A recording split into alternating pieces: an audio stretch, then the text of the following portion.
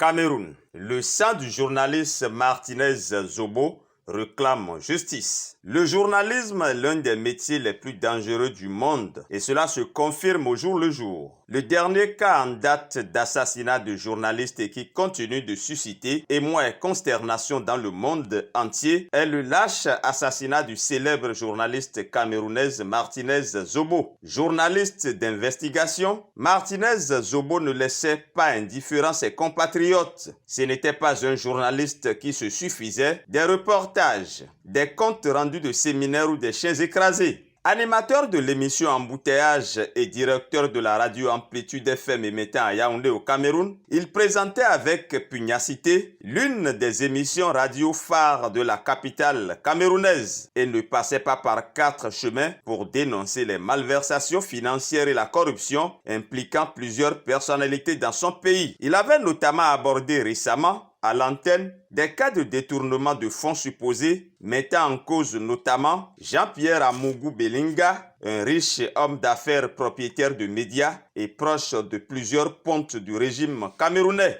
Il a donc payé de sa vie, son audace, sa pugnacité et son outrecuidance. Enlevé par des hommes non identifiés dans la soirée du mardi 17 janvier, le corps du journaliste d'investigation Martinez Zobo sans vie, mutilé en putréfaction totale, abandonné sur un terrain vague a été retrouvé quelques jours après dans une bourgade de Yaoundé. Un coup très dur pour la presse camerounaise et internationale et une atteinte grave à la démocratie et à la liberté de presse. Face au lever de boucliers dans le monde entier et suite aux enquêtes diligentées, des personnes ont été interpellées dans le cadre du dossier. L'homme d'affaires Jean-Pierre Amougou Belinga et une vingtaine de personnes ont été interpellées dans le cadre des enquêtes sur cet assassinat crapuleux d'un journaliste d'investigation. Les personnes interpellées dans le cadre de ce dossier bénéficient certes de la présomption d'innocence,